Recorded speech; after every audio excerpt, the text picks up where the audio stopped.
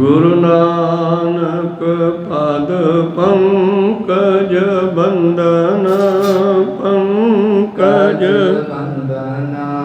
सिमरो अंगद दुख निकंदन गुरु अमर दास हृदय नित त्याऊं हृदय नित त्याऊं श्री गुरु रामदास गुण गाओ गुरु अर्जन विघ्नन के नाशक विघ्नन के नाशक श्री हरि गोबिंद सुमत प्रकाशक श्री हर राय नमो कर जोरी नमो कर जोरी श्री हर कृष्ण मनाऊं बहोरी गुरु तेग बहादुर परम कृपाला परम कृपाला श्री गुरु गोबिंद सिंह विशाला तरो तरा पर पुन पुन सीसा पुन पुन सीसा बंदो बार बार जगदीसा एक ओंकार सतगुरु प्रसाद सच होए वाहिगुरु जी की फतेह है विघ्न विनाशन सोए वाहिगुरु जी की फतेह है विघ्न विनाशन सोए दोहरा छेसठी अमल सुखदाई तन सुख छाए सताठी मेटर गुरु जी सेठ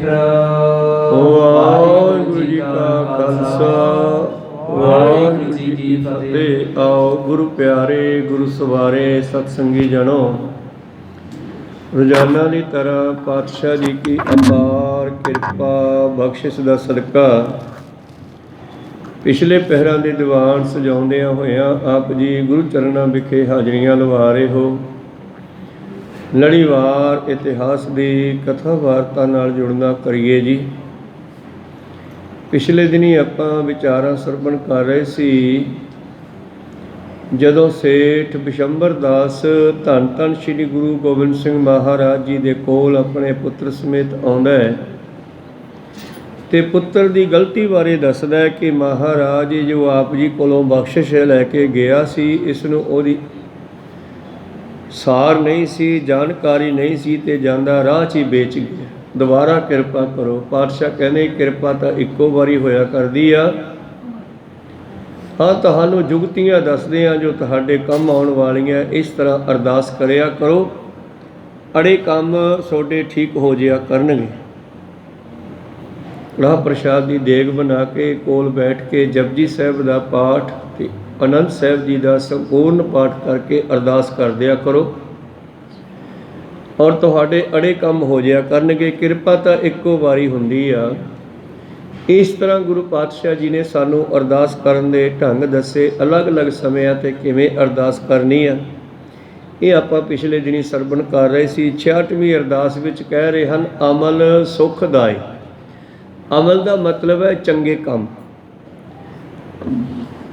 अमला बाझो आलमा इल्म निकम्मे सारे बुल्ले शाह वर्गे फकीर किसी ने कहा है इल्म का मतलब है पढ़ाइयाँ चाहे वह वेदां ग्रंथां की पढ़ाई है चाहे वह संसारी पढ़ाई है वो पढ़ाइयाँ साढ़े किसी काम दियां नहीं जे असीं उन्हां पढ़ाइयां ते जां गुरबाणी ते असर नहीं करते तो फिर पढ़ पढ़ गड्ढे लदी है पढ़ पढ़ भरीए साथ। अरदास करो कि असी चंगे काम करिए गुरु के बचनों ते असी अमल करिए मतलब भरोसा करिए।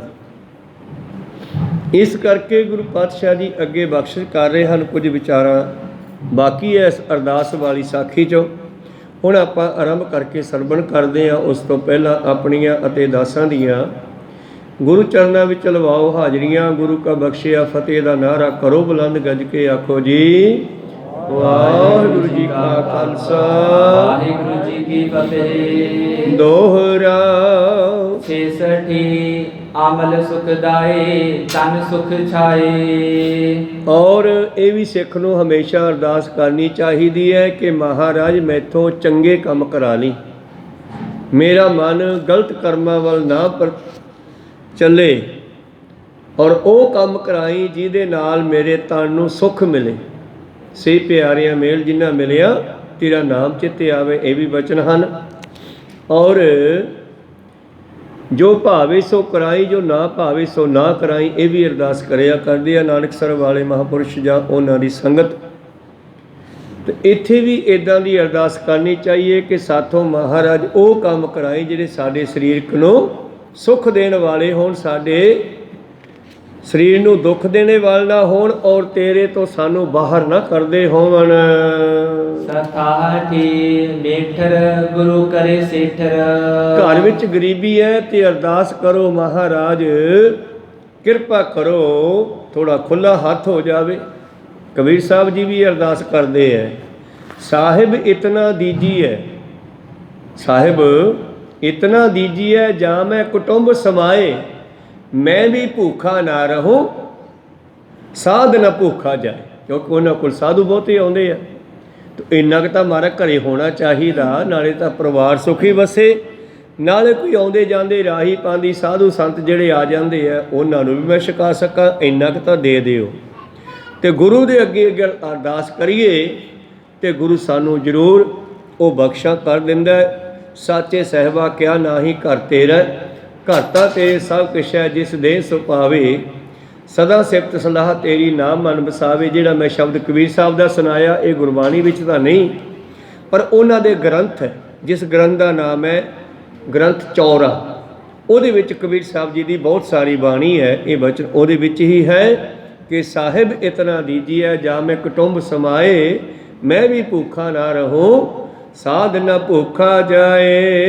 अठाठी मोती खाने में मुल्क मालिक सुख का तालक।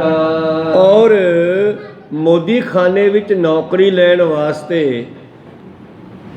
उस मुल्क के मालक परमेश्वर अगे भी अरदास करो, फिर हेठले भी ड्यूटियां दे देणगे। को सतनाम नौकरी लैण वास्ते पहला उस मालक के अगे अरदास करो, और सुखावे संबंध बने रहन मालक दे नाल नौकर दे। ये भी अरदास करो कि मेरा मालक मेरे नाल बिगड़े ना जे। 69 दीवान में सिदक साबत भाव आगत।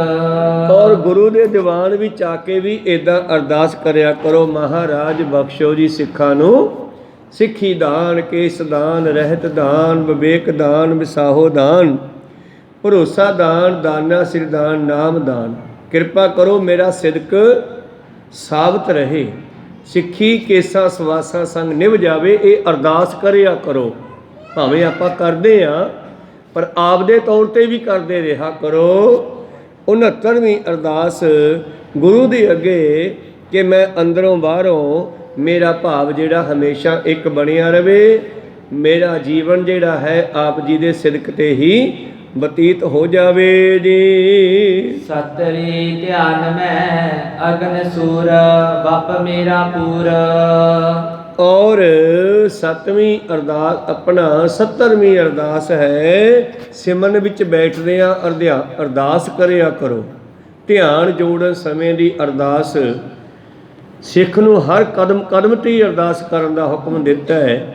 ਧਰ ਧਰ ਚਰਨ ਧਰੇ ਵਿਚਾਰੀ, ਦੁਬਦਾ ਛੋੜ ਭਏ ਨਿਰੰਕਾਰੀ। ਇਹ ਬਾਣੀ ਦਾ ਵਚਨ ਹੈ ਕਿ ਸਿੱਖ ਜਦੋਂ ਸਿਮਰਨ ਵਿੱਚ ਬੈਠਦਾ ਹੈ ਤਾਂ ਸਭ ਤੋਂ ਪਹਿਲਾਂ ਆਸਣ ਦੀ ਅਰਦਾਸ ਕਰੇ। ਜਿੱਥੇ ਬੈਠ ਰਿਹਾ ਹੈ ਇਹ ਸਾਰੀਆਂ ਵਿਚਾਰਾਂ ਇਤਿਹਾਸ ਵਿੱਚ ਵੀ ਪਈਆਂ, ਧਰਮ ਗ੍ਰੰਥਾਂ ਵਿੱਚ ਵੀ ਪਈਆਂ, ਕਿਹੜੀ ਕਿਹੜੀ ਅਰਦਾਸ ਕਿੱਦਾਂ ਕਿੱਦਾਂ। ਇੱਥੇ ਸਤਿਗੁਰਾਂ ਨੇ ਵੀ ਸੰਖੇਪ ਮਾਤਰ ਵਿੱਚ ਸਾਨੂੰ ਦੱਸਣਾ ਕੀਤਾ। ਕਹਿਣ ਲੱਗੇ ਮੇਰਾ ਸਰੀਰ ਜਿਹੜਾ ਹੈ ਅਗਨੀ ਤੇ ਸੂਰਜ ਵਾਂਗ ਤੇਜ ਨਾਲ ਭਰਪੂਰ ਕਰੋ। ਜਿਹੜਾ ਅੰਦਰ ਸਿਮਰਨ ਦਾ ਤੇਜ ਹੈ ਨਾ ਉਹ ਚਿਹਰੇ 'ਤੇ ਆ ਜਾਂਦਾ, ਚਿਹਰਾ ਲਾਲ ਹੋ ਜਾਂਦਾ ਹੈ। ਇਹ ਤਾਂ ਸਿਮਰਨ ਕਰਨ ਵਾਲਿਆਂ ਨੂੰ ਪਤਾ ਹੈ, ਜਿਨ੍ਹਾਂ ਨੇ ਕੀਤਾ ਹੈ। ਜਿਹੜਾ ਨਾਮ ਦਾ ਪ੍ਰਤਾਪ ਹੈ, ਜਿਵੇਂ ਸੂਰਜ ਸਵੇਰੇ ਅੰਮ੍ਰਿਤ ਵੇਲੇ ਚੜ੍ਹਨ ਵੇਲੇ ਲਾਲ ਹੁੰਦਾ ਹੈ ਨਾ, ਉਹ ਲਾਲੀ ਨਾਮ ਜਪਣ ਵਾਲਿਆਂ ਦੇ ਚਿਹਰੇ ਤੇ ਆ ਜਾਂਦੀ ਹੈ। ਉਸੇ ਨੂੰ ਬਾਣੀ ਵਿੱਚ ਕਿਹਾ, ਲਾਲ ਰੰਗ ਤਿਸ ਕੋ ਲੱਗਾ ਜਿਸ ਕੈ ਵਡਭਾਗਾ, ਮੈਲਾ ਕਦੇ ਨਾ ਹੋਵੀ ਨਾ ਲਾਗੇ ਦਾਗਾ। ਤਾਂ ਫਿਰ ਸਾਨੂੰ ਕੋਈ ਬਾਹਰੀ ਸ਼ਿੰਗਾਰ ਕਰਨ ਦੀ ਲੋੜ ਨਹੀਂ ਪੈਣੀ। ਜੇ ਸਿਮਰਨ ਕਰੀਏ ਨਾ ਤੇ ਤੁਸੀਂ ਆਟੋਮੈਟਿਕ ਹੀ ਇੰਨੇ ਸੋਹਣੇ ਲੱਗਣ ਲੱਗ ਜਾਓਗੇ ਕਿ ਆਹ ਡੁਪਲੀਕੇਟ ਪਾਊਡਰਸ ਆਦਿ ਵਸਤੂਆਂ ਸਾਨੂੰ ਸਰੀਰ ਤੇ ਲਾਉਣ ਦੀ ਲੋੜ ਨਹੀਂ ਪੈਣੀ। ਅੰਦਰੋਂ ਪਰਮੇਸ਼ਰ ਨੇ ਹੀ ਆਪਣਾ ਨੂਰ ਵਰਸਾ ਦੇਣਾ ਹੈ, ਜਿਸ ਨੂੰ ਅਸੀਂ ਬੇਨਤੀ ਕਰਦੇ ਹਾਂ ਬਾਣੀ ਵਿੱਚ, ਹੋਵੇ ਸਿਫਤ ਖਸਮ ਦੀ ਨੂਰ ਅਰਸੋਂ ਕੁਰਸੋਂ ਝੱਟੀ ਹੈ, ਤੁਧ ਡਿੱਠੈ ਸੱਚੇ ਪਾਤਸ਼ਾਹ ਮਲ ਜਨਮ ਜਨਮ ਦੀ ਕੱਟੀ ਹੈ। ਉਹ ਨੂਰ ਜਿਹੜਾ ਕੋਈ ਡੁਪਲੀਕੇਟ ਤਿਆਰ ਕਰਦੇ ਆ ਉਹ 5-4 ਘੰਟਿਆਂ ਦਾ ਹੁੰਦਾ ਹੈ, ਪਰ ਇਹ ਜਿਹੜਾ ਨੂਰ ਹੈ ਜਿਹੜਾ ਪਰਮੇਸ਼ਰ ਤੋਂ ਮਿਲਣਾ, ਅਰਦਾਸ ਕਰੋ, ਮਾਲਕਾ ਅਸੀਂ ਤੇਰੀ ਸਿਫਤ ਕਰੀਏ ਤੇ ਤੂੰ ਸਾਡੇ ਉੱਤੇ ਆਪਣੇ ਪ੍ਰਤਾਪ ਦੇ ਬੁੱਕ ਭਰ ਭਰ ਕੇ ਸਿੱਟ ਝਟਣਾ। ਕੀ ਹੁੰਦਾ ਭਲਾ? ਬੁੱਕ ਨਾਲ ਭਰ ਭਰ ਕੇ ਪਾਣੀ ਅੱਗੇ ਛਿੱਟਣਾ। ਕੋ ਸਤਨਾਮ। ਇੱਕ ਝੱਟਾ ਖੇਤਾਂ 'ਚ ਲੱਗਿਆ ਹੁੰਦਾ, ਉਹਦਾ ਵੀ ਇਹੀ ਕੰਮ ਹੁੰਦਾ ਹੈ। ਉੱਚੇ ਥਾਂ 'ਤੇ ਪਾਣੀ ਚੜਾਉਣ ਵਾਸਤੇ ਨੀਵੇਂ ਥਾਂ 'ਤੇ ਪਾਣੀ ਆ ਰਿਹਾ ਖਾਲੇ ਵਿੱਚ, ਫਿਰ ਗਾਂਧੀ ਦੇ ਨਾਲ ਬਲਦ ਜੋੜ ਕੇ ਜਾਂ ਉੱਠ ਜੋੜ ਕੇ ਉਸ ਝੱਟੇ ਨੂੰ ਘੁਮਾਇਆ ਜਾਂਦਾ ਹੈ। ਝੱਟੇ ਦੇ ਪਾਲੜੇ ਹੁੰਦੇ ਆ, ਫੱਟੇ ਹੁੰਦੇ ਆ, ਉਹ ਖਾਲ ਵਿੱਚੋਂ ਪਾਣੀ ਚੱਕ ਚੱਕ ਕੇ ਉੱਚੇ ਥਾਂ ਸਿੱਟੀ ਜਾਂਦੇ ਆ। ਇਸੇ ਤਰ੍ਹਾਂ ਹੀ ਗੁਰੂ ਦੀ ਸਿਫਤ ਕਰੀਏ ਤੇ ਸਾਡਾ ਜਿਹੜਾ ਹੰਕਾਰੀ ਮਨ ਹੈ ਇਹ ਨੀਵਾਂ ਹੋ ਜਾਵੇਗਾ ਔਰ ਗੁਰੂ ਦਾ ਨੂਰ ਸਾਡੇ ਤੇ ਆ ਜਾਵੇਗਾ। ਹੋਵੇ ਸਿਫਤ ਖਸਮ ਦੀ, ਮਾਲਕ ਦੀ, ਪਰਮੇਸ਼ਰ ਦੀ, ਨੂਰ ਅਰਸੋਂ ਕੁਰਸੋਂ ਝੱਟੀਆ, ਤੁਧ ਡਿੱਠੈ ਸੱਚੇ ਪਾਤਸ਼ਾਹ ਮਲ ਜਨਮ ਜਨਮ ਦੀ ਕੱਟੀਆ। ਪਾਤਸ਼ਾਹ ਤੇਰੇ ਸਿਮਰਨ ਦਾ ਪ੍ਰਤਾਪ, ਨਾਮ ਦਾ ਨੂਰ ਬਖਸ਼ੋ ਜੀ। ਇਕੱਤਰੀ ਲੜਾਈ ਮੈਂ ਸੁਖ 60 ਦਿਨ ਰਾਤ 8 ਦਿਨ ਮੈਂ। ਜੰਗਾਂ ਯੁੱਧਾਂ ਦੇ ਵਾਸਤੇ ਵੀ ਸਿੰਘਾਂ ਨੇ ਅਰਦਾਸ ਕਰਕੇ ਤੁਰਨਾ ਹੈ। ਜਦੋਂ ਕੋਈ ਜੰਗ ਵਾਲੇ ਪਾਸੇ ਚੱਲਿਆ ਤੇ ਉਹ ਲੋ ਵੀ ਅਰਦਾਸ ਕਰਕੇ ਚੱਲੋ, ਮਹਾਰਾਜ ਮੈਂ ਜੰਗ ਜਿੱਤ ਜਾਵਾਂ।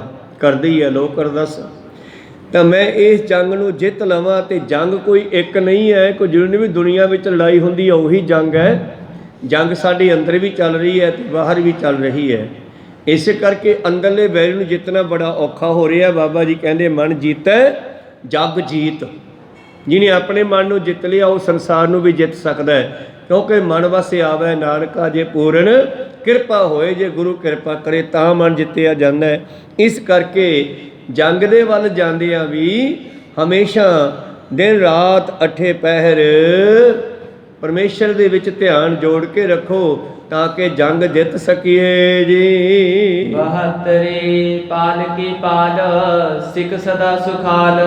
72ਵੀਂ ਅਰਦਾਸ ਪਾਲਕੀ ਵਿੱਚ ਬੈਠਣ ਸਮੇਂ, ਅੱਜ ਕੱਲ੍ਹ ਕਾਰਾਂ ਗੱਡੀਆਂ ਮੋਟਰਾਂ, ਸਿਆਣੇ ਮਨੁੱਖ, ਸਿਆਣੇ ਸਿੱਖ, ਸਿਆਣੇ ਲੋਕ ਜਿਹੜੇ ਆ ਕੋਈ ਨਵੀਂ ਗੱਡੀ ਲੈ ਕੇ ਆਉਂਦੇ ਆ ਤਾਂ ਪਹਿਲਾਂ ਜ਼ਰੂਰ ਗੁਰੂ ਅੱਗੇ ਆ ਕੇ ਬੇਨਤੀ ਕਰਦੇ ਆ, ਪਾਤਸ਼ਾਹ ਤੁਹਾਡੀ ਕਿਰਪਾ ਨਾਲ ਇਹ ਸੁਖਦਾਈ ਗੱਡੀ ਪ੍ਰਾਪਤ ਹੋਈ ਆ ਤੇ ਸੁੱਖ ਰੱਖਿਓ ਮਸ਼ੀਨਰੀ ਤੇ ਮੈਂ ਸੁਖੀ ਰਹਾ ਇਹਦੇ ਵਿੱਚ। ਕੋ ਸਤਨਾਮ।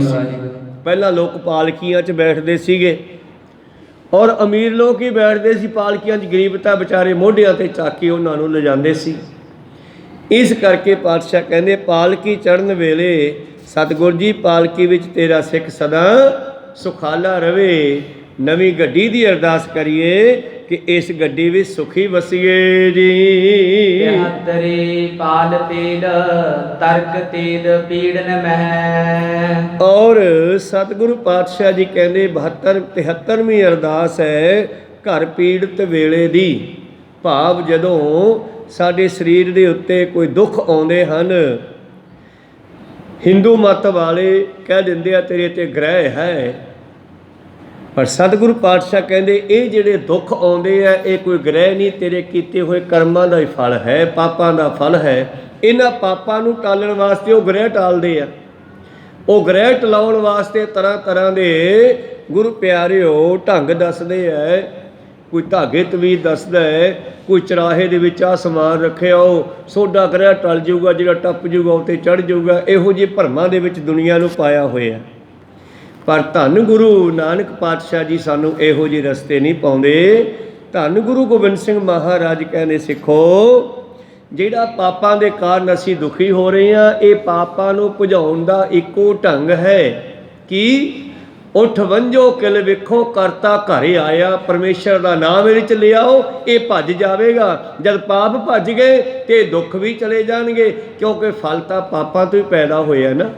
ਵੈਦਾਂ ਸੰਦਾਂ ਸੰਗ ਇਕੱਠਾ ਹੋਇਆ, ਔਖਦ ਆਏ ਰਾਸ ਵਿੱਚ ਆਪ ਖਲੋਇਆ। ਵੈਦ ਆ ਗਿਆ, ਆਪਣਾ ਦਵਾਈਆਂ ਦਾ ਬਾਕਸ ਲੈ ਕੇ ਆ ਗਿਆ, ਸੰਦ ਕਿਹਾ ਇੱਥੇ ਬਾਣੀ 'ਚ, ਤਾਂ ਆਪਣੇ ਸਮਾਨ ਟੀਕੇ ਆਦਿ ਲੈ ਕੇ ਆ ਗਿਆ।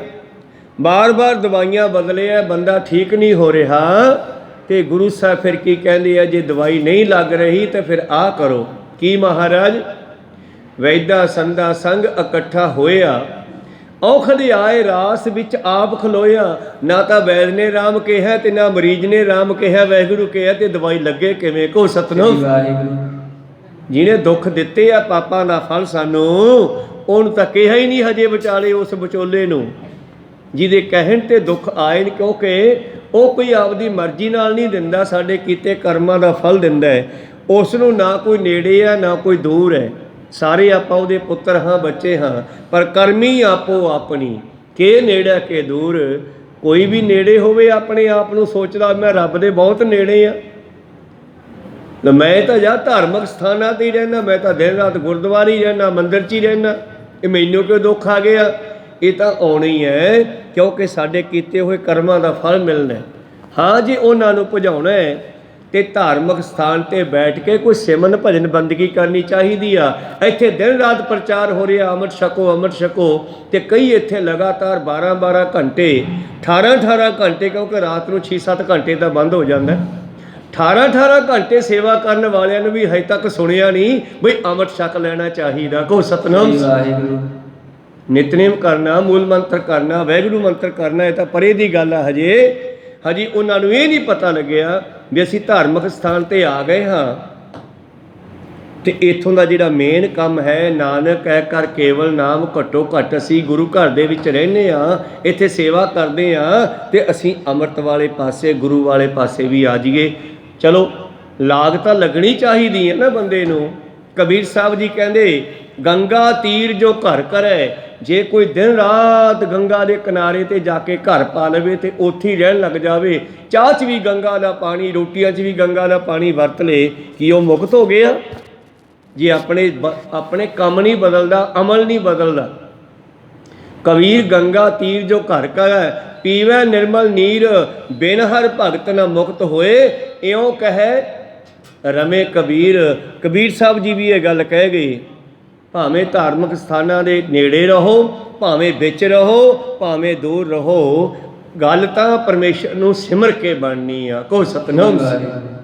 ਇਸ ਕਰਕੇ ਇਹਨਾਂ ਪਾਪਾਂ ਦਾ ਖਾਤਮਾ ਕਰਨ ਵਾਸਤੇ ਅਸੀਂ ਦੁਖੀ ਹਾਂ, ਪੀੜਤ ਹਾਂ, ਤਾਂ ਸਾਨੂੰ ਜ਼ਰੂਰੀ ਹੈ ਕਿ ਪਰਮੇਸ਼ਰ ਦਾ ਨਾਮ ਜਪੀਏ। ਇਹਨਾਂ ਦੁੱਖਾਂ ਦੀ ਪੀੜ ਦੂਰ ਕਰਨ ਵਾਸਤੇ ਕੋਈ ਤੇਲ ਨਹੀਂ ਢਾਲਣਾ, ਕੋਈ ਹੋਰ ਨਹੀਂ ਕੁਛ ਕਰਨਾ, ਉਹਨਾਂ ਕਰਮਕਾਂਡਾਂ ਵਿੱਚ ਸਿੱਖ ਨੇ ਨਹੀਂ ਜਾਣਾ। ਸਿੱਖ ਨੇ ਹਮੇਸ਼ਾ ਪਰਮੇਸ਼ਰ ਦਾ ਨਾਮ ਜਪਣਾ ਹੈ, ਇਹ ਕੋਈ ਗ੍ਰਹਿ ਨਹੀਂ ਹੈ। ਜਿਸ ਤਰ੍ਹਾਂ ਗੁਰੂ ਪਿਆਰਿਓ, ਸਤਿਗੁਰੂ ਹਰਗੋਬਿੰਦ ਸਾਹਿਬ ਮਹਾਰਾਜ ਜੀ ਨੂੰ ਮਾਰਨ ਵਾਸਤੇ ਅਨੇਕਾਂ ਵਿਉਂਤਾਂ ਬਣਾਉਂਦਾ ਹੈ ਚੰਦੂ। ਪਹਿਲਾਂ ਗੁਰੂ ਅਰਜਨ ਦੇਵ ਜੀ ਨੂੰ ਸ਼ਹੀਦ ਕੀਤਾ, ਤੇ ਜਦੋਂ ਛੇਵੇਂ ਪਾਤਸ਼ਾਹ ਜੀ ਨੇ ਫਿਰ ਸ਼ਸਤਰਧਾਰੀ ਹੋਣਾ ਕੀਤਾ ਤੇ ਫੌਜਾਂ ਰੱਖਣੀਆਂ ਸ਼ੁਰੂ ਕੀਤੀਆਂ ਤੇ ਜੰਗਾਂ, ਫਿਰ ਚੰਦੂ ਨੂੰ ਫਿਕਰ ਪੈ ਗਿਆ ਵੀ ਹੁਣੇ ਮੈਨੂੰ ਮਾਰੂਗਾ। ਕਹੋ ਸਤਨਾਮ। ਔਰ ਆਪਦੇ ਬਚਨ ਵਾਸਤੇ ਜਹਾਂਗੀਰ ਨੂੰ ਕਹਿੰਦਾ ਤੁਹਾਡੇ ਤੇ 60 ਸਤੀ ਆਈ ਹੋਈ ਆ। ਉਹ ਕਹਿਣ ਲੱਗਿਆ 60 ਸਤੀ ਆਈ ਹੋਈ ਆ, ਅੱਛਾ ਫਿਰ ਇਹ ਕਿਵੇਂ ਟਲੂਗੀ? ਇਹ ਤਾਂ ਮਹਾਰਾਜ ਕੋਈ ਛਤਰੀ ਹੋਵੇ, ਕੋਈ ਗੁਰੂ ਹੋਵੇ, ਕੋਈ ਧਰਮੀ ਹੋਵੇ, ਉਹ ਤੁਹਾਡੇ ਵਾਸਤੇ 40 ਦਿਨ ਮਾਲਾ ਫੇਰ ਦੇਵੇ ਤੇ ਫਿਰ ਟਲ ਸਕਦੀ ਹੈ। ਕਹਿੰਦੇ ਵੀ ਇਹੋ ਜਿਹਾ ਕੌਣ ਹੋ ਸਕਦਾ ਹੈ? ਪਹਿਲਾਂ ਆ ਕੇ ਪੰਡਤ ਨੇ ਦੱਸਿਆ ਪੱਤਰੀ ਫੜ ਕੇ, ਕਿਉਂਕਿ ਦੋਨਾਂ ਦੀ ਗੱਲ ਮਿਲਾਈ ਹੋਈ ਸੀ, ਤੇ ਫਿਰ ਐਮਐਲਏਆਂ ਨਾਲ, ਮੰਤਰੀਆਂ ਨਾਲ ਸਲਾਹ ਕਰਦਾ ਜਹਾਂਗੀਰ ਵੀ ਕੌਣ ਹੋ ਸਕਦਾ ਇਹੋ ਜਿਹਾ ਬੰਦਾ। ਤੇ ਚੰਦੂ ਕਹਿੰਦਾ ਜੀ ਤੁਹਾਡਾ ਤਾਂ ਮਿੱਤਰ ਹੈ ਗੁਰੂ ਹਰਗੋਬਿੰਦ ਸਾਹਿਬ, ਉਹਨਾਂ ਦੀ ਡਿਊਟੀ ਲਾ ਦਿਓ, ਤੁਹਾਡੀ ਗੱਲ ਮੰਨ ਲੈਣਗੇ, ਤੁਹਾਡੇ ਮਿੱਤਰ ਹੈ। ਕਹਿੰਦੇ ਹਾਂ ਗੱਲ ਤਾਂ ਸਹੀ ਹੈ। ਤੇ ਜਦੋਂ ਹਰਗੋਬਿੰਦ ਸਾਹਿਬ ਨਾਲ ਮਿਲਾਪ ਹੋਇਆ ਦੁਬਾਰਾ, ਕਿਤੇ ਦੂਸਰੇ ਤੀਸਰੇ ਦਿਨ ਜਹਾਂਗੀਰ ਕਹਿੰਦਾ ਜੀ ਮੇਰੇ ਤੇ ਕਹਿੰਦੇ ਸਾੜ ਸਤੀ ਆ ਗਏ। ਕਹਿੰਦੇ ਅੱਛਾ। ਫਿਰ ਕਹਿੰਦੇ ਜੀ ਪੰਡਤ ਕਹਿੰਦਾ ਸੀਗਾ ਬਈ 40 ਦਿਨ ਕੋਈ ਗੁਰੂ ਛਤਰੀ ਧਰਮੀ ਮਨੁੱਖ ਤੁਹਾਡੇ ਵਾਸਤੇ ਮਾਲਾ ਫੇਰ ਦੇਵੇ ਫਿਰ ਨਿਕਲ ਸਕਦੀ ਹੈ। ਅੱਛਾ, ਇਹ ਕਿਹਨੇ ਕਿਹਾ ਤੈਨੂੰ? ਕਹਿੰਦੇ ਸਾਡੇ ਪੰਡਤ ਨੇ। ਜੇ ਸਾਡੀ ਪੱਤਰੀ ਲਗਭਗ ਵੇਖਦਾ ਹਰ ਵੇਲੇ, ਇਹ ਸਾਰੇ ਰਾਜੇ ਮੰਤਰੀ ਸੰਤਰੀ ਨਾ ਪੱਤਰੀ ਵੇਖ ਕੇ ਹੀ ਚੱਲਦੇ ਆ, ਜ਼ਰੂਰ ਰੱਖਦੇ ਆ ਆਪਣੇ ਨਾਲ ਨਿਯੋਮੀਆਂ ਤੇ ਹਿੰਦੂ ਲੋਕ ਬ੍ਰਾਹਮਣ। ਕਹੋ ਸਤਨਾਮ। ਬਾਬਾ ਜੀ ਕਹਿੰਦੇ ਅੱਛਾ ਚਲੋ ਮਾਲਾ ਤਾਂ ਵੈਸੇ ਫੇਰ ਦਿਆਂਗਾ, ਪਰ ਜਿਹਦੇ ਸਾੜ ਸਤੀ ਆਈ ਆ ਉਹ ਟਲਦੀ ਨਹੀਂ ਹੁਣ। ਕਹੋ ਸਤਨਾਮ। ਗੁਰੂ ਸਾੜ ਸਤੀ ਨੂੰ ਨਹੀਂ ਸਮਝਦਾਗਾ, ਨਹੀਂ ਜਾਣਦਾ, ਕੁਛ ਨਹੀਂ ਸਮਝਦਾ, ਕੁਛ ਇਸ ਨੂੰ ਮੰਨਦਾ ਨਹੀਂ। ਪਰ ਗੁਰੂ ਨੂੰ ਇਹ ਪਤਾ ਲੱਗਿਆ ਵੀ ਜਿਹੜੇ ਸਾੜ ਸਤੀ ਦੀ ਘਟਨਾ ਬਣਾਈ ਹੈ ਨਾ, ਇਹ ਚੰਦੂ ਨੇ ਬਣਾਈ ਹੈ। ਫਿਰ ਸਲਾਹ ਹੋਈ ਵੀ ਇਹ ਮਾਲਾ ਫੇਰੀ ਕਿੱਥੇ ਜਾਵੇ। ਪੰਡਤ ਕਹਿੰਦਾ ਜੀ ਕਿਤੇ ਇਕਾਂਤ ਵਿੱਚ। ਇਕਾਂਤ ਵਿੱਚ ਕਿੱਥੇ? ਚੰਦੂ ਨੇ ਗੱਲ ਬਣਾਈ ਹੋਈ ਸੀ, ਮੰਤਰੀ ਦੂਜੇ ਵੀ ਨਾਲ ਲਾਏ ਹੋਏ ਸੀਗੇ। ਉਹਨਾਂ ਨੂੰ ਕਿਸੇ ਨੂੰ ਰਿਸ਼ਵਤ ਦੇਤੀ, ਕਿਸੇ ਨੂੰ ਕੁਛ ਕਹਿਤਾ, ਕਿਸੇ ਨੂੰ ਕਹਿੰਦਾ ਮੈਂ ਤੈਨੂੰ ਪਦ ਵੀ ਵਧਾ ਦੂੰਗਾ, ਤੇਰੀ ਕੁਰਸੀ ਵਧਾ ਦੂੰਗਾ। ਉਹ ਸਾਰੇ ਚੁੱਪ। ਇਹ ਕਹਿੰਦਾ ਜੀ ਆਪਣਾ ਗਵਾਲੀਅਰ ਦਾ ਕਿਲ੍ਹਾ ਇਕਾਂਤ ਵਿੱਚ ਹੀ ਆ, ਉੱਥੇ ਬਿਠਾ ਦਿੰਦੇ ਆ। ਇਹਦਾ ਖਿਆਲ ਸੀ ਮੁੜ ਕੇ ਜਹਾਂਗੀਰ ਭੁੱਲ ਜੂਗਾ, ਮੁੜ ਕੇ ਕਿਹਨੇ ਸਦਨਾ ਮੇਰੀ ਜਾਨ ਬਾਜੂ। ਪਰ ਮੌਤ ਨੇ ਕਿਸੇ ਨੂੰ ਅੱਜ ਤੱਕ ਬਖਸ਼ਿਆ ਨਹੀਂ। ਕਹੋ ਸਤਨਾਮ। ਇਸ ਕਰਕੇ ਅਸੀਂ ਹਿੰਦੂ ਮਾਦੇ ਨਾਲ ਚੱਕਰਾਂ ਵਿੱਚ ਬ੍ਰਾਹਮਣਾਂ ਦੀਆਂ ਪੁੱਛਾਂ ਪਛੌਤੀਆਂ 'ਚ ਨਹੀਂ ਪੈਣਾਗਾ ਬਈ ਸਾਡੇ ਤੇ ਕਿਹੜਾ ਗ੍ਰਹਿ ਆ ਗਿਆ, ਕਿਹੜਾ ਚੰਗਾ ਤੇ ਕਿਹੜਾ ਮਾੜਾ ਹੈ। ਇਹ ਸਾਡੇ ਕੀਤੇ ਹੋਏ ਕਰਮਾਂ ਦਾ ਫਲ ਹੈ।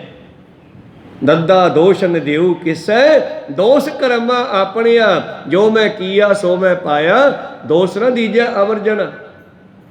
ਪੰਜਵੇਂ ਪਾਤਸ਼ਾਹ ਜੀ ਕਹਿੰਦੇ ਕਿ ਤੁਸੀਂ ਕਦੇ ਵੀ ਕਿਸੇ ਨੂੰ ਦੁੱਖ ਨਾ ਦਿਓ, ਤੁਹਾਡੇ ਕੋਈ ਦੁੱਖ ਨਹੀਂ ਆ ਸਕਦਾ। ਪਰ ਕਾ ਬੁਰਾ ਨਾ ਰਾਖੋ ਚੀਤ, ਤੁਮ ਕੋ ਦੁੱਖ ਨਹੀਂ ਭਾਈ ਮੀਤ। ਇਸ ਕਰਕੇ ਸੰਭਲੋ, ਅਰਦਾਸ ਕਰੋ ਗੁਰੂ ਅੱਗੇ। ਗੁਰੂ ਸਾਡਾ ਸਮਰੱਥ ਹੈ। ਤੁਸੀਂ ਦੁੱਖਾਂ ਨੂੰ ਨਾ ਕਹੋ ਕਿ ਇਹ ਬਹੁਤ ਵੱਡੇ ਹੈ, ਦੁੱਖਾਂ ਨੂੰ ਇਹ ਦੱਸੋ ਕਿ ਸਾਡਾ ਗੁਰੂ ਤੇਰੇ ਤੋਂ ਵੱਡਾ ਹੈ। 74 ਬਰਨ ਕਾ ਆਗਮ, ਅਤੁਲ ਜਲ ਰਾਗਮ। ਔਰ ਪਾਤਸ਼ਾਹ ਜੀ ਕਹਿੰਦੇ ਦਰਿਆਵਾਂ ਦੇ ਚੜ੍ਹਨ ਵੇਲੇ ਜਦੋਂ ਦਰਿਆ ਚੜ੍ਹ ਜਾਂਦੇ ਹਨ, ਉਹਨਾਂ ਨੂੰ ਕੰਟਰੋਲ ਕਰਨ ਵਾਸਤੇ ਵੀ ਪਾਤਸ਼ਾਹ ਜੀ ਕਹਿੰਦੇ ਪਰਮੇਸ਼ਰ ਦੇ ਅੱਗੇ ਅਰਦਾਸ ਕਰੋ ਤਾਂ ਤੇ ਹੜ੍ਹਾਂ ਤੋਂ ਬਚਿਆ ਜਾ ਸਕੇ। ਕਈ ਥਾਂ ਤੇ ਪਾਣੀ ਦੇ ਹੜ੍ਹ ਆ ਜਾਂਦੇ ਹੈ, ਕਈ ਥਾਂ ਤੇ ਪਾਣੀ ਤੋਂ ਲੋਕ ਪਿਆਸੇ ਮਰਦੇ ਹੈ, ਕਾਲ ਪੈ ਜਾਂਦਾ। ਤੇ ਇੱਕ ਇਲਾਕੇ 'ਚ ਧੰਨ ਗੁਰੂ ਨਾਨਕ ਦੇਵ ਜੀ ਮਹਾਰਾਜ ਗਏ ਤੇ ਉਸ ਇਲਾਕੇ ਵਿੱਚ ਕਾਲ ਪਿਆ ਹੋਇਆ ਸੀ ਲੰਬੇ ਸਮੇਂ ਤੋਂ। ਤੇ ਜ਼ਿਮੀਂਦਾਰ ਖੇਤਾਂ ਜਾਂਦੇ ਹੈ, ਬੇਰੌਣਕੀ ਦੇਖ ਕੇ ਮੁੜੇ ਆਉਂਦੇ ਹੈ। ਤੇ ਬਾਬਾ ਨਾਨਕ ਜੀ ਖੇਤ ਦੇ ਵਿੱਚ ਜਾ ਕੇ ਬੈਠ ਗਏ। ਉਹ ਖੇਤ ਵਾਲਾ ਮਾਲਕ ਘੁੰਮਦਾ ਘੁਮਾਉਂਦਾ ਆ ਗਿਆ। ਪਾਤਸ਼ਾਹ ਕਹਿੰਦੇ ਕਿਵੇਂ ਆ ਬਈ? ਕਹਿੰਦੇ ਜੀ ਕਾਹਦਾ ਕਿਵੇਂ ਆ? ਕਿਉਂ?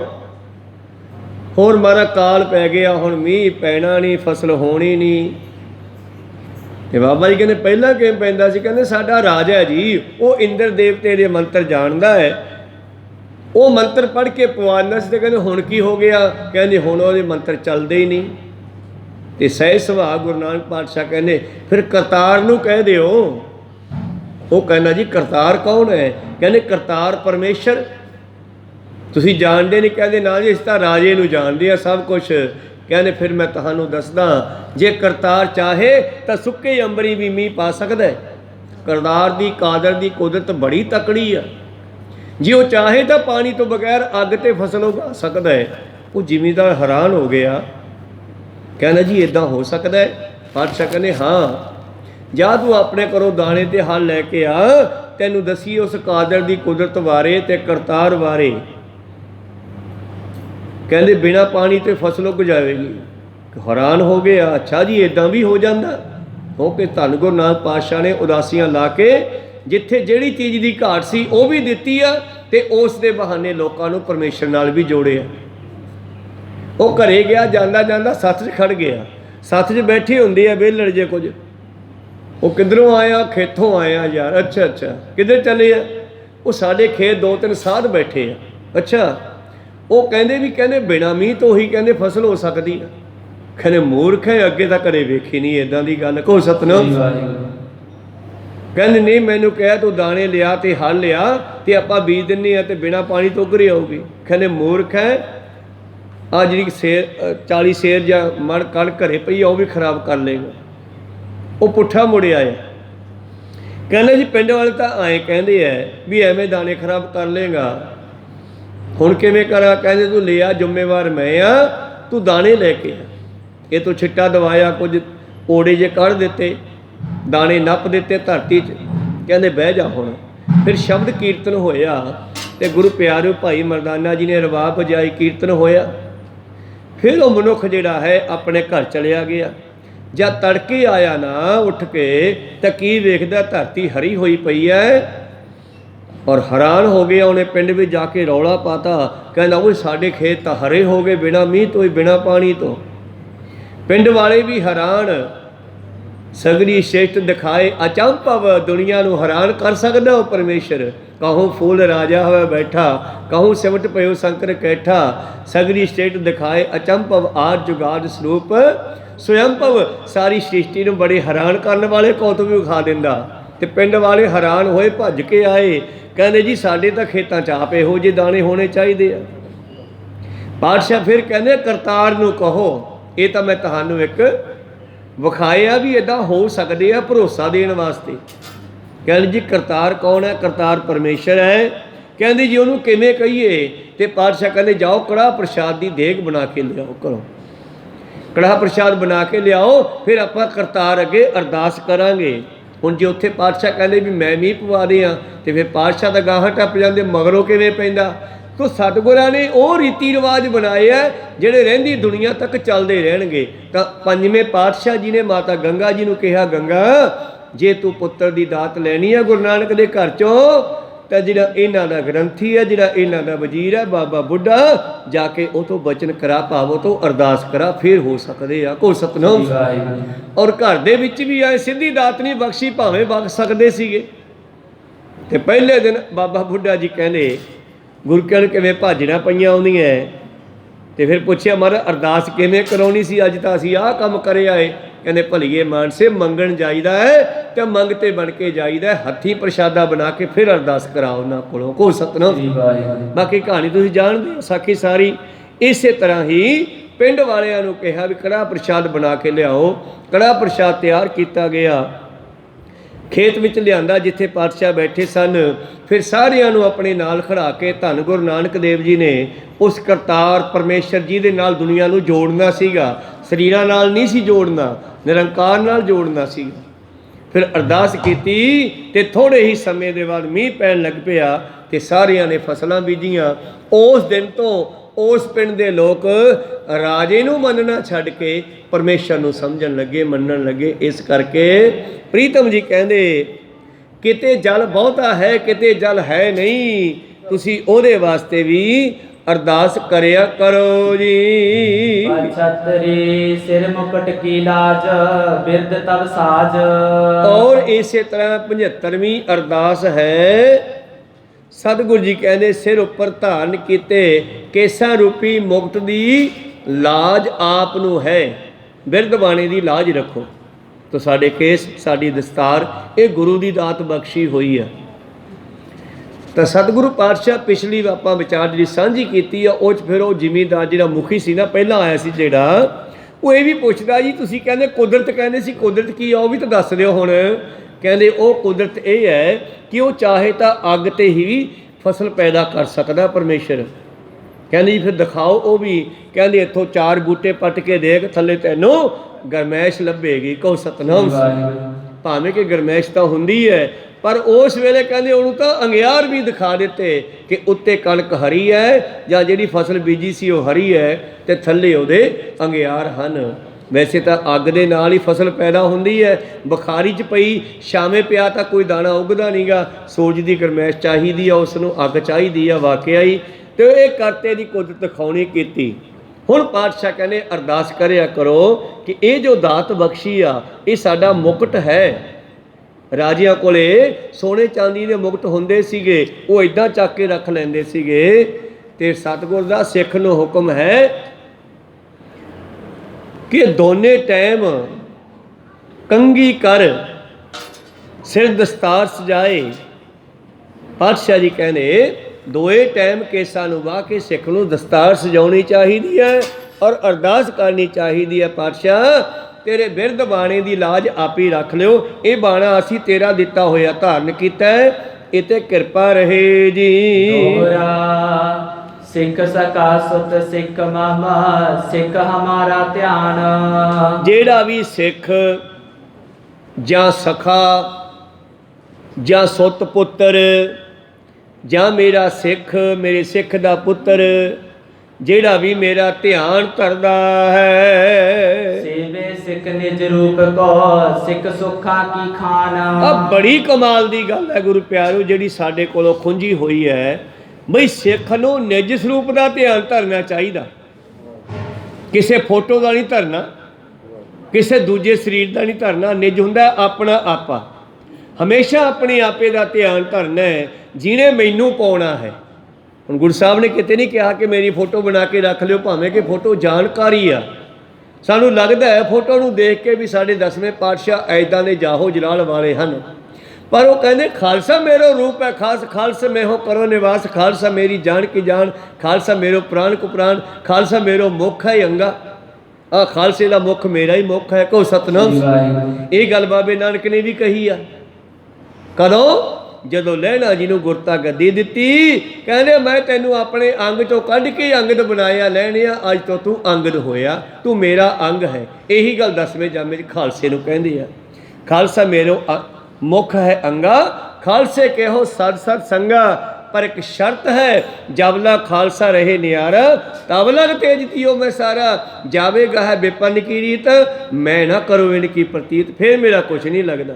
ਤਾਂ ਤੇ ਜਿਹੜਾ ਵੀ ਸਿੱਖ ਸਖਾ ਭਾਵ ਰਿਸ਼ਤੇਦਾਰੀ ਚੋਂ, ਜਿਵੇਂ ਰਿਸ਼ਤੇਦਾਰੀਆਂ ਵਿੱਚ ਸਤਿਗੁਰਾਂ ਦੇ 3 ਮਹਿਲ ਹਨ, ਉਹਨਾਂ ਦੇ ਰਿਸ਼ਤੇਦਾਰ ਭੈਣ ਭਰਾ ਚਾਚੇ ਤਾਏ ਸਾਰੇ ਭਾਵ ਜੋ ਵੀ ਹੈ, ਸਿੱਖ ਸਖਾ ਬੰਧਪ ਸੁੱਤ ਸਿੱਖ ਮਮ ਸਿੱਖ ਹਮਾਰਾ ਧਿਆਨ, ਜਿਹੜਾ ਵੀ ਮੇਰਾ ਧਿਆਨ ਧਰਨਾ ਚਾਹੁੰਦਾ ਹੈ ਮੈਂ ਉਸ ਨੂੰ ਬੇਨਤੀ ਕਰਦਾ, ਮੈਂ ਉਹਨੂੰ ਹੁਕਮ ਦਿੰਦਾ ਹਾਂ ਕਿ ਸੇਵੇ ਸਿੱਖ ਨਿਜ ਰੂਪ ਕੋ, ਸਿੱਖ ਆਪਣੇ ਸਰੂਪ ਦਾ ਧਿਆਨ ਧਰੇ, ਸਿੱਖ ਸੁੱਖਾਂ ਕੀ ਖਾਣ। ਸੁਨੋ ਬਿਸੰਬਰ ਕੌਡੀਆਂ ਨਿਤ ਗੁਰੂ ਹਿਤ ਪਾਂਚ। ਔਰ ਕੌਡੀਆਂ ਤੋਂ ਭਾਵ ਪਹਿਲਾਂ ਕੌਡੀਆਂ ਨਾਲ ਹੀ ਹਿਸਾਬ ਕਿਤਾਬ ਹੋ ਜਾਂਦਾ ਸੀਗਾ, ਲੋਕ ਕੌਡੀਆਂ ਇਕੱਠੀਆਂ ਕਰਦੇ ਸੀਗੇ ਔਰ ਉਹ ਹੀ ਲਗਭਗ ਲੋਕਾਂ ਦੀ ਪੈਸੇ ਦੇ ਰੂਪ ਵਿੱਚ ਚੱਲਦਾ ਸੀਗਾ। ਉਹ ਹੀ ਇੱਕ ਤਰ੍ਹਾਂ ਦੀ ਗੁਰੂ ਪਿਆਰਿਓ ਮਾਇਆ ਹੁੰਦੀ ਸੀਗੀ। ਉਸ ਤੋਂ ਬਾਅਦ ਪਹਿਲਾਂ ਗਰੀਬੀ ਆਦਿ ਪੁਰਖ ਜਿਹੜੇ ਹੁੰਦੇ ਸਨ, ਆਦਿ ਲੋਕ ਜੰਗਲਾਂ 'ਚ ਰਹਿਣ ਵਾਲੇ, ਉਹ ਕੌਡੀਆਂ ਹੀ ਰੱਖਦੇ ਸਨ। ਸ਼ਸਤਰਾਂ ਦੀ ਥਾਂ 'ਤੇ ਹੱਡੀਆਂ ਰੱਖਦੇ, ਪਸ਼ੂਆਂ ਦੀਆਂ ਪਸਲੀਆਂ ਤੋੜ ਲੈਂਦੇ, ਕਿਰਪਾਨ ਵਰਗੀ ਹੁੰਦੀ ਸੀ, ਤਾਂ ਫਿਰ ਕੌਡੀਆਂ ਹੁੰਦੀਆਂ ਸਨ। ਫਿਰ ਅੱਗੇ ਚੱਲ ਕੇ ਗੁਰੂ ਪਿਆਰਿਓ ਸੋਨਾ ਚਾਂਦੀ ਆਦਿ ਇਹ ਵੀ ਆ ਗਿਆ ਹੌਲੀ ਹੌਲੀ ਮਨੁੱਖ ਦੇ ਸਮਝ ਵਿੱਚ। ਫਿਰ ਅੱਗੇ ਰੁਪਈਏ ਚਾਂਦੀ ਦੇ ਚੱਲ ਪਏ, ਸੋਨੇ ਦੀਆਂ ਮੋਹਰਾਂ ਚੱਲ ਪਈਆਂ, ਫਿਰ ਸੋਨਾ ਚਾਂਦੀ ਗੁਪਤ ਹੁੰਦਾ ਗਿਆ, ਉਸ ਨੂੰ ਤਾਂਬੇ ਦੇ ਵਿੱਚ ਬਦਲ ਦਿੱਤਾ, ਤਾਂਬੇ ਦੇ ਪੈਸੇ ਬਣਾਤੇ। ਫਿਰ ਅੱਗੇ ਜਾ ਕੇ ਗੁਰੂ ਪਿਆਰਿਓ ਲੋਹੇ ਦੇ ਸਟੀਲ ਦੇ ਬਣਾਤੇ, ਅੱਜ ਕਾਗਜ਼ ਦੇ ਬਣਾਤੇ। ਇਸ ਕਰਕੇ ਗੁਰੂ ਪਿਆਰਿਓ ਸਤਿਗੁਰੂ ਪਾਤਸ਼ਾਹ ਕਹਿੰਦੇ ਬਿਸ਼ੰਬਰ ਦਾਸ ਸਿੱਖ ਮੇਰੇ ਵਾਸਤੇ ਹਮੇਸ਼ਾ 5 ਕੌਡੀਆਂ 5 ਪੈਸੇ ਗੁਰੂ ਦੀ ਭੇਟਾ ਜ਼ਰੂਰ ਕੱਢੇ ਜੀ। ਧਨ ਹੋਵੇ ਬਖਸ਼ਾ ਸਕਲ ਸੁਖ ਸੰਪਤ ਰਤ ਰਾਚ। ਭਾਵ ਜੀ ਨੂੰ ਅਸੀਂ 10ਵਾਂ ਦਸੌਂਦ ਕਹਿੰਦੇ ਹਾਂ। ਸਿੱਖਾਂ ਨੂੰ ਹਮੇਸ਼ਾ 10ਵਾਂ ਦਸੌਂਦ ਕੱਢਣਾ ਚਾਹੀਏ। ਜਿਹੜਾ ਮੇਰਾ ਸਿੱਖ ਹੈ ਉਹ ਦਸੌਂਦ ਕੱਢੇ। ਧੰਨ ਧੰਨ ਸ਼੍ਰੀ ਗੁਰੂ ਅਰਜਨ ਦੇਵ ਮਹਾਰਾਜ ਜੀ ਨੇ ਇਹ ਦਸੌਂਦ ਦੀ ਪਿਰਤ ਬਾਰੇ ਇੱਕ ਵਾਰ ਹੁਕਮ ਦਿੱਤਾ ਤਾਂ ਕਿ ਸਿੱਖਾਂ ਦੇ ਵਿੱਚ ਸਮਝ ਆ ਜਾਵੇ। ਕੀ ਹੁਕਮ ਦਿੱਤਾ ਸਤਿਗੁਰਾਂ ਨੇ? ਹੁਕਮਨਾਮੇ ਕੱਢੇ ਸਾਰੇ ਮਸੰਦਾਂ ਨੂੰ, 22 ਮਸੰਦਾਂ ਨੂੰ, ਬਈ ਐਦਾਂ ਕਰੋ, ਸਾਰੇ ਨਗਰਾਂ ਦੇ ਵਿੱਚ ਜਾ ਕੇ ਪ੍ਰਚਾਰ ਕਰੋ ਤੇ ਸਿੱਖਾਂ ਨੂੰ ਕਹੋ ਕਿ 10ਵਾਂ ਦਸੌਂਦ ਕੱਢਿਆ ਕਰੋ। ਉਹਦੇ ਵਿੱਚ ਤੁਸੀਂ ਦਾਣੇ ਵੀ ਕੱਢ ਸਕਦੇ ਹੋ, ਚੌਲ ਵੀ ਕੱਢ ਸਕਦੇ ਹੋ, ਧਾਨ ਵੀ ਕੱਢ ਸਕਦੇ ਹੋ, ਦੁੱਕੀ ਦਵਾਨੀ ਦਮੜੀ ਪੈਸਾ ਉਹ ਵੀ ਕੱਢ ਸਕਦੇ ਹੋ, ਸੋਨਾ ਚਾਂਦੀ ਉਹ ਵੀ ਕੱਢ ਸਕਦੇ ਹੋ। ਇਹ ਚੀਜ਼ਾਂ ਜਿਹੜੀਆਂ ਇੱਕ ਗੁਰਾ ਕੇ ਲਿਆਓ। ਪੰਜਵੇਂ ਪਾਤਸ਼ਾਹ ਜੀ ਨੇ ਮਸੰਦਾਂ ਨੂੰ ਹੁਕਮਨਾਮੇ ਦਿੱਤੇ ਤੇ ਮਸੰਦਾਂ ਨੇ ਸਾਰੇ ਇਲਾਕਿਆਂ ਵਿੱਚ ਪ੍ਰਚਾਰ ਕਰਨਾ ਸ਼ੁਰੂ ਕੀਤਾ। ਇੱਕ ਸੌਣਮਲ ਨਾਮ ਦਾ ਮਸੰਦ ਹੈ, ਇਹ ਕਸ਼ਮੀਰ ਦੇ ਇਲਾਕੇ 'ਚ। ਇਹਨੇ ਵੀ ਜਾ ਕੇ ਉੱਥੇ ਪ੍ਰਚਾਰ ਸ਼ੁਰੂ ਕੀਤਾ, ਦੱਸਿਆ ਵੀ ਇੱਦਾਂ ਭਾਈ ਤੁਸੀਂ 10ਵਾਂ ਦਸੌਂਦ ਕੱਢਿਆ ਕਰੋ ਅਤੇ ਲਿਆਓ, ਕੱਢ ਕੇ ਸਾਨੂੰ ਲਿਸਟ ਵਿੱਚ ਲਿਖਾਓ। ਮੈਂ ਸਾਰਿਆਂ ਦੇ ਨਾਮ ਦੀ ਲਿਸਟ ਬਣਾਵਾਂਗਾ ਅਤੇ ਫਿਰ ਉਹ ਲਿਸਟ ਭਾਈ ਗੁਰਦਾਸ ਜੀ ਪੜ੍ਹ ਕੇ ਸਤਿਗੁਰੂ ਅਰਜਨ ਦੇਵ ਜੀ ਨੂੰ ਸੁਣਾਉਣਗੇ ਅਤੇ ਭਾਈ ਸਾਹਿਬ ਭਾਈ ਬਾਬਾ ਬੁੱਢਾ ਜੀ ਉਹ ਜਿਹੜੇ ਅਰਦਾਸ ਕਰਨਗੇ ਗੁਰੂ ਅੱਗੇ ਅਤੇ ਗੁਰੂ ਸਾਹਿਬ ਕਹਿਣਗੇ ਨਿਹਾਲ ਨਿਹਾਲ ਸਿੱਖਾ, ਅਤੇ ਬਸ ਗੁਰੂ ਸਾਹਿਬ ਨੇ ਨਿਹਾਲ ਕਹਿ ਦੇਣਾ ਅਤੇ ਜਿਨ੍ਹਾਂ ਜਿਨ੍ਹਾਂ ਦੇ ਲਿਸਟ ਵਿੱਚ ਨਾ ਹੋਏ ਉਹ ਸਾਰਿਆਂ ਨੇ ਤਰ ਜਾਣਾ। ਅਤੇ ਕਸ਼ਮੀਰ ਵਾਲੇ ਲੋਕ, ਮੈਂ ਦੂਜਿਆਂ ਦੀ ਗੱਲ ਨਾ ਕਰਾਂ, ਮੇਨ ਗੱਲ ਕਸ਼ਮੀਰ ਦੇ ਇਲਾਕੇ ਦੀ ਹੈ ਇਹ। ਤਾਂ ਕਸ਼ਮੀਰ ਦੇ ਲੋਕਾਂ ਨੇ ਲਿਆ ਕੇ ਗੁਰੂ ਪਿਆਰੋ ਭੇਟਾਵਾਂ ਦੇਣੀਆਂ ਸ਼ੁਰੂ ਕੀਤੀਆਂ। ਕੋਈ ਜੀਰੀ ਕੱਢੀ ਆ ਉਹਦੇ ਦਾਣੇ ਲੈ ਆਉਂਦਾ, ਕੋਈ ਦਾਣੇ ਦੂਜੇ ਲਿਆਉਂਦਾ, ਕੋਈ ਪੈਸੇ, ਕੋਈ ਸੋਨਾ ਚਾਂਦੀ ਭੇਟਾ ਕਰੀ ਜਾਂਦਾ ਅਤੇ ਲਿਸਟ 'ਤੇ ਨਾਮ ਲਿਖਾਈ ਜਾਂਦੇ ਹੈ। ਕਸ਼ਮੀਰ ਦੇ ਇਲਾਕੇ ਵਿੱਚ ਕਮਾਈ ਆ ਸਮੋ, ਸਮੋ ਸਮਾਈ ਦਾ ਨਾਮ ਹੈ। 60-65 ਸਾਲ ਦੀ ਹੈ, ਘਰ ਵਾਲਾ ਉਹਦਾ ਗੁਜ਼ਰਿਆ ਹੋਇਆ, ਬੱਚੇ ਵੀ ਉਸ ਦੇ ਕੋਲ ਕੋਈ ਨਹੀਂ ਹੈ, ਕੱਲੀਓ ਪਿੰਡ ਵਿੱਚ ਰਹਿੰਦੀ ਹੈ। ਪਿੰਡ ਵਾਲਿਆਂ ਨੂੰ ਪ੍ਰਸ਼ਾਦਾ ਪਾਣੀ ਛਕਾ ਦਿੰਦੇ ਹੈ। ਇਹ ਵੀ ਜਿਵੇਂ ਕਿਵੇਂ ਚੱਲ ਕੇ ਭਾਈ ਸੌਣਮਲ ਦੇ ਕੋਲ ਆਈ ਕਿ ਵੀਰਾ ਮੇਰਾ ਵੀ ਨਾਂ ਲਿਖ ਦੇ ਲਿਸਟ 'ਚ, ਮੇਰਾ ਵੀ ਉਧਾਰ ਹੋ ਜੇ। ਸੌਣਮਲ ਕਹਿੰਦਾ ਵੀ ਲਿਆ ਮਾਈ ਤੂੰ ਭੇਟਾ ਕੀ ਲਿਆਈ ਆ? ਕਹਿੰਦੀ ਭੇਟਾ ਤਾਂ ਮੈਂ ਕੋਈ ਨਹੀਂ ਲੈ ਕੇ ਆਈ, ਮੇਰੇ ਕੋਲ ਹੈ ਹੀ ਕੁਛ ਨਹੀਂ ਗਾ, ਮੈਂ ਤਾਂ ਮੰਗ ਕੇ ਖਾਂਦੀ ਆ। ਸੌਣਮਲ ਕਹਿੰਦਾ ਫਿਰ ਇੱਦਾਂ ਨਹੀਂ ਨਾਮ ਲਿਖਿਆ ਜਾਂਦਾ, ਕੁਛ ਨਾ ਕੁਛ ਦੇਣਾ ਚਾਹੀਦਾ ਹੈ, ਕੋਈ ਮਾਇਆ ਦਿਓ ਜਾਂ ਦਾਣੇ ਦਿਓ, ਕੁਛ ਨਾ ਕੁਛ ਭੇਟਾ ਪਾਓ, ਸਾਨੂੰ ਹੁਕਮ ਹੈ ਕੁਛ ਲੈ ਕੇ ਉਹਨਾਂ ਦਾ ਨਾਮ ਲਿਖਣਾ। ਉਹ ਮਾਈ ਵਿਚਾਰੀ ਗੁਰੂ ਪਿਆਰਿਓ ਉੱਥੋਂ ਦੁਖੀ ਜੇ ਮਨ ਦੇ ਨਾਲ ਮੁੜੀ ਅਤੇ ਜਾ ਕੇ ਉਹ ਥੋੜ੍ਹੀ ਦੂਰ 'ਤੇ ਬੈਠ ਕੇ ਰੋਣ ਲੱਗੀ। ਅਤੇ ਇੱਕ ਸਿੱਖ ਉਸ ਇਲਾਕੇ ਦਾ ਉਹਦੇ ਕੋਲ ਪਹੁੰਚਿਆ, ਰੋਂਦੀ ਨੂੰ ਵੇਖ ਕੇ ਪੁੱਛਿਆ, ਬੇਬੇ ਕੀ ਗੱਲ ਹੈ, ਰੋਈ ਜਾਂਦੀ ਆ ਪੁੱਤ? ਆ ਗੁਰੂ ਸਾਹਿਬ ਦਾ ਹੁਕਮਨਾਮਾ ਆਇਆ ਸੀ, ਕਈ ਦਿਨਾਂ ਤੋਂ ਆ ਵੀਰ ਸੌਣਮਲ ਜਿਹੜਾ ਮਸੰਦ ਹੈ ਬੜਾ ਪ੍ਰਚਾਰ ਕਰ ਰਿਹਾ ਹੈ ਬਈ ਭੇਟਾ ਦਿਓ ਅਤੇ ਤੁਹਾਡੇ ਨਾਮ ਦੀ ਲਿਸਟ ਬਣਾ ਕੇ ਗੁਰੂ ਸਾਹਿਬ ਕੋਲ ਜਾਣੀ ਆ ਅਤੇ ਗੁਰੂ ਸਾਹਿਬ ਨੇ ਉਹਨਾਂ ਦੇ ਨਾਮ ਸੁਣ ਕੇ ਤਾਰ ਦੇਣਾ। ਅਤੇ ਮੈਂ ਨਾਮ ਲਿਖਾਉਣ ਗਈ ਸੀ ਅਤੇ ਮੇਰਾ ਨਾਮ ਹੀ ਨਹੀਂ ਲਿਖਿਆ, ਮੈਨੂੰ ਕਹਿੰਦਾ ਕੋਈ ਭੇਟਾ ਲੈ ਕੇ ਆ। ਸਿੱਖ ਕਹਿਣ ਲੱਗਿਆ ਵੈਸੇ ਭੇਟਾ ਤਾਂ ਮੈਂ ਤੈਨੂੰ ਆਪਦੀ ਜੇਬ 'ਚੋਂ ਫੜਾ ਦਿਆਂ ਬੇਬੇ, ਪਰ ਉਹ ਪ੍ਰਵਾਨ ਨਹੀਂ ਹੋਣੀ, ਭੇਟਾ ਹੋਣੀ ਚਾਹੀਦੀ ਹੈ ਸਿੱਖ ਦੇ ਹੱਥਾਂ ਨਾਲ ਪੈਦਾ ਕੀਤੀ ਹੋਈ ਕਿਰਤ। ਕਹੋ ਸਤਿਨਾਮ। ਅਤੇ ਫਿਰ ਪੁੱਤ ਮੈਂ ਕੀ ਕਰਾਂ? ਬੇਬੇ ਤੈਨੂੰ ਮੈਂ ਇੱਕ ਜੁਗਤੀ ਦੱਸਦਾ, ਤੂੰ ਕਿਸੇ ਦੇ ਘਰ ਚਲੀ ਜਾ ਅਤੇ ਉਹਨਾਂ ਨੂੰ ਕਹਿ ਭਾਈ ਮੈਂ ਇੱਕ ਦਿਨ ਵਾਸਤੇ ਤੁਹਾਡੇ ਘਰੇ ਨੌਕਰੀ ਕਰਨੀ ਆ, ਅਤੇ ਉਹ ਜਿਹੜਾ ਵੀ ਕੰਮ ਕਰਨ ਤੂੰ ਜੀ ਲਾ ਕੇ ਕਰਦੀ ਅਤੇ ਹੱਥ ਨੇ ਜੋ ਤੈਨੂੰ ਭੇਟਾ ਦੇਣ ਉਹ ਲਿਆ ਕੇ ਲੰਗਰ 'ਚ ਪਾ ਦੀ, ਰਾਸ਼ਨ ਜੋ ਵੀ ਦੇਣ ਤੈਨੂੰ, ਪੈਸੇ ਦੇਣ ਜਾਂ ਕੋਈ ਚੀਜ਼ ਦੇਣ, ਉਹ ਲਿਆ ਕੇ ਤੂੰ ਸੌਣਮਲ ਨੂੰ ਜਮ੍ਹਾਂ ਕਰਾ ਦੀ, ਤੇਰਾ ਨਾਮ ਲਿਖਿਆ ਜਾਊਗਾ। ਉਹ ਉੱਥੋਂ ਉੱਠੀ, ਕਹਿੰਦੀ ਗੱਲ ਤਾਂ ਠੀਕ ਹੈ ਵੀਰ। ਇੱਕ ਸੇਠਾਂ ਦੇ ਘਰ, ਅਮੀਰ ਦੇ ਘਰ ਚਲੀ ਗਈ, ਕਹਿੰਦੀ ਭਾਈ ਮੈਂ ਇੱਕ ਦਿਨ ਵਾਸਤੇ ਤੁਹਾਡੀ ਨੌਕਰ ਬਣਨਾ। ਕਹੋ ਸਤਿਨਾਮ। ਉਹ ਕਹਿੰਦੇ ਕਾਹਦੇ ਵਾਸਤੇ ਬੇਬੇ ਤੂੰ ਨੌਕਰ ਬਣਨਾ? ਤੈਨੂੰ ਸਭ ਕੁਛ ਅਸੀਂ ਪਿੰਡ ਵਾਲੇ ਖਾਣ ਪੀਣ ਨੂੰ ਦੇਈ ਜਾਂਦੇ ਹਾਂ, ਸਮੇਂ ਸਮੇਂ 'ਤੇ ਪਿੰਡ ਵਾਲੀ ਸੰਭਾਲ ਕਰਦੇ ਸੀ, ਪੈਸੇ ਚਾਹੀਦੇ ਆ? ਨਹੀਂ ਨਹੀਂ ਪੁੱਤ ਪੈਸੇ ਨਹੀਂ ਲੈਣੇ, ਇੱਦਾਂ ਮੈਂ ਹੋਰ ਕੀ ਚਾਹੀਦਾ, ਕੱਪੜਾ, ਕੋਈ ਰੋਟੀ ਪਾਣੀ? ਨਹੀਂ ਨਹੀਂ, ਮੈਂ ਸਾਰਾ ਦਿਨ ਤੇਰੀ ਦਿਹਾੜੀ ਕਰਨੀ ਆ, ਮੈਨੂੰ ਕੋਈ ਕੰਮ ਦੱਸ ਜਿਹੜਾ ਤੇਰੇ ਕਰਨ ਵਾਲਾ ਹੈ, ਉਹ ਮੈਂ ਕਰੂੰਗੀ ਅਤੇ ਹੱਥ ਨੇ ਮੈਨੂੰ ਉਸ ਦੀ ਦਿਹਾੜੀ ਦੇ ਦੀ ਜਿੰਨੀ ਬਣਦੀ ਹੋਈ, ਅਤੇ ਮੈਂ ਲਿਜਾ ਕੇ ਉੱਥੇ ਭੇਟਾ ਕਰਨੀ ਆ ਮਸੰਦ ਵੀਰ ਸੌਣਮਲ ਕੋਲੇ, ਔਰ ਮੈਂ ਲਿਸਟ ਵਿੱਚ ਨਾਮ ਲਿਖਾਉਣਾ ਹੈ ਆਪਣਾ। ਉਹ ਕਹਿਣ ਲੱਗਿਆ ਠੀਕ ਹੈ ਬੇਬੇ, ਫਿਰ ਜੇ ਤੂੰ ਕੰਮ ਕਰਕੇ ਦਿਹਾੜੀ ਲੈਣੀ ਹੈ ਅਤੇ ਆਹ ਚੌਲ ਪਈ ਆ ਜੀਰੀ ਮੇਰੀ, ਛਿਲਕੇ ਵਾਲੀ ਜੀਰੀ, ਅਤੇ ਇਹਨਾਂ ਨੂੰ ਉਹ ਉਖਲੀ ਦੇ ਵਿੱਚ ਕੁੱਟਦੇ ਅਤੇ ਛੰਡਦੇ, ਚਿੱਟੇ ਚੌਲ ਅੱਡ ਕਰਦੇ, ਫੂਸ ਅੱਡ ਕਰਦੇ, ਮੈਂ ਤੈਨੂੰ ਹੱਥ ਨੇ ਦਿਹਾੜੀ ਦੇ ਦੂੰਗਾ। ਕਹਿਣ ਲੱਗੀ ਠੀਕ ਹੈ।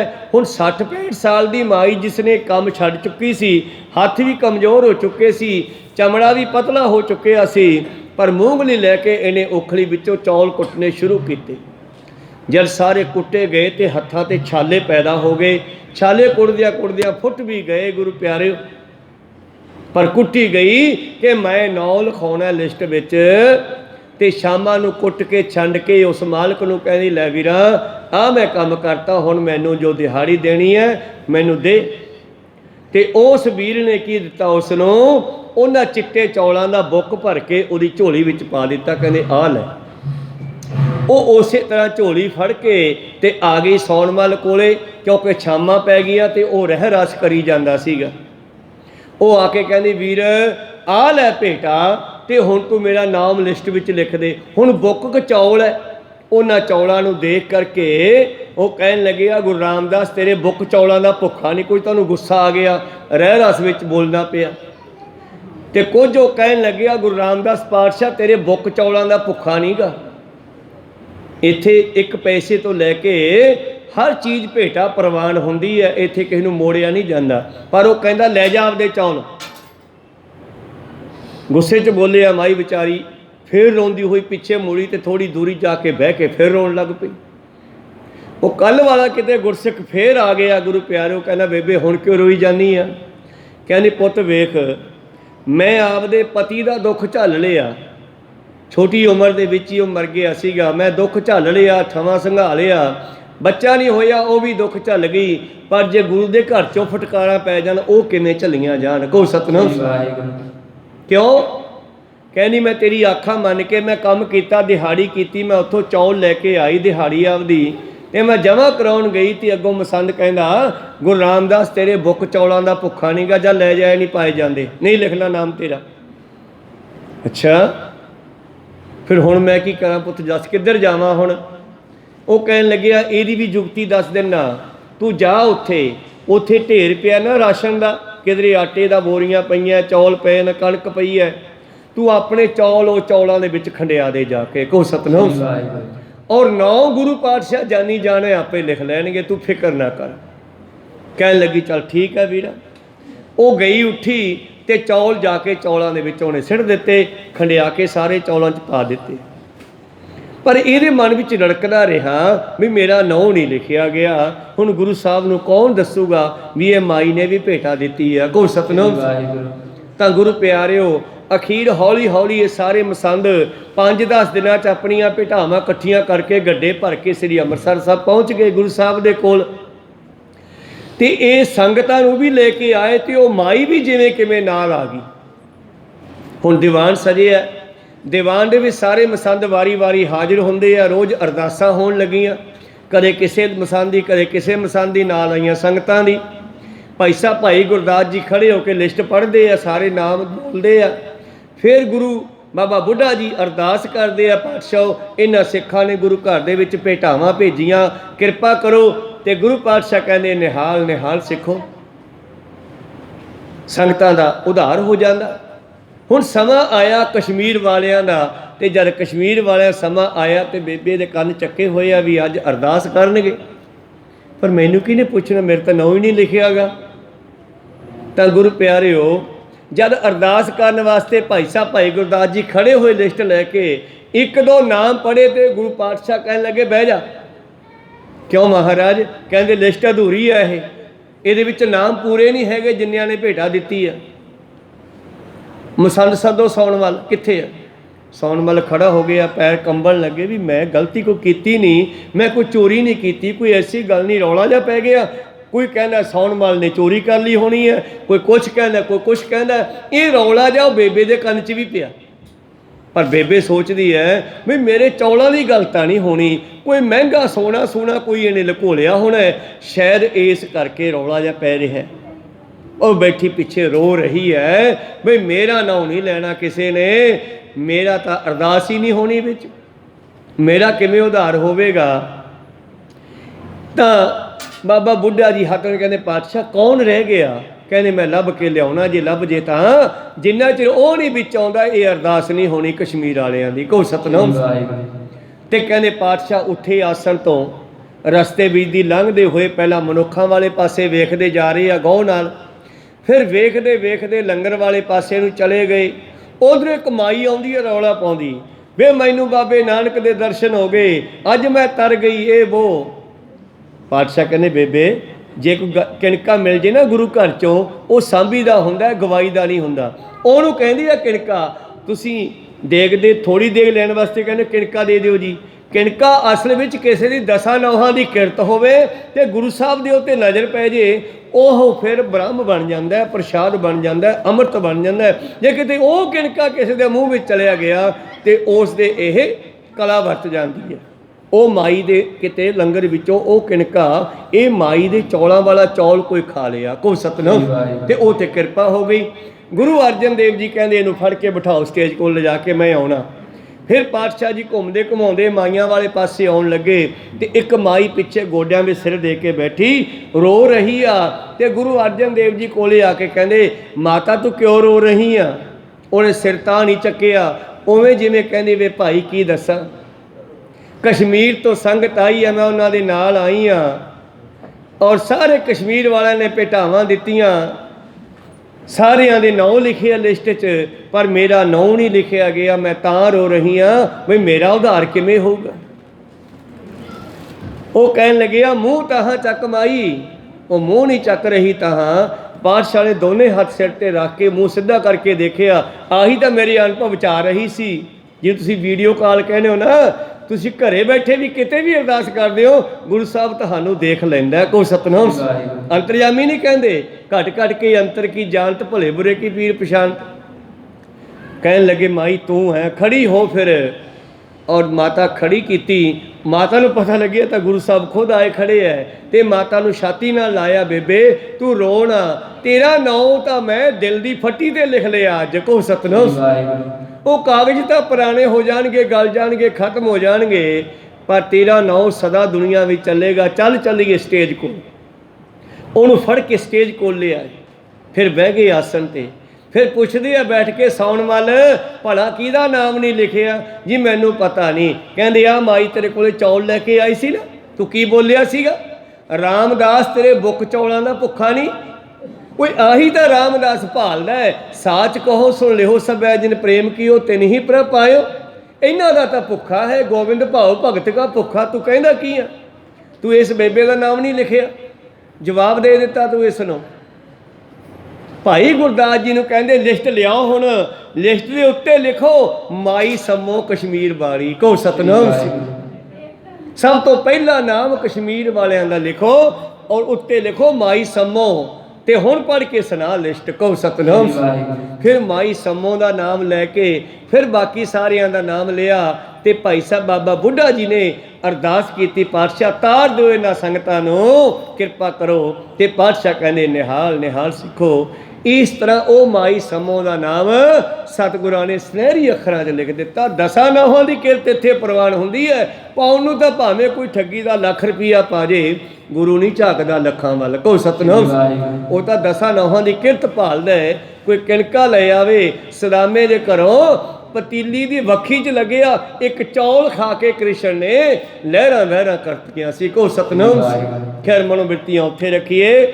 ਇਸ ਕਰਕੇ ਗੁਰੂ ਪਿਆਰਿਓ, ਉਸ ਤੋਂ ਬਾਅਦ ਲੋਕਾਂ ਨੂੰ ਇਹ ਦੱਸਿਆ ਬਈ ਮੈਨੂੰ ਦਸਾਂ ਨੌਹਾਂ ਦੀ ਕਿਰਤ ਚਾਹੀਦੀ ਆ, ਚਾਹੇ ਇੱਕ ਪੰਜੀ ਲੈ ਕੇ ਆਓ, ਮੈਨੂੰ ਲੱਖਾਂ ਪ੍ਰਵਾਨ ਨਹੀਂ ਆ, ਉਹ ਪੰਜੀ ਪ੍ਰਵਾਨ ਹੈ। ਕਹੋ ਸਤਨਾਮ।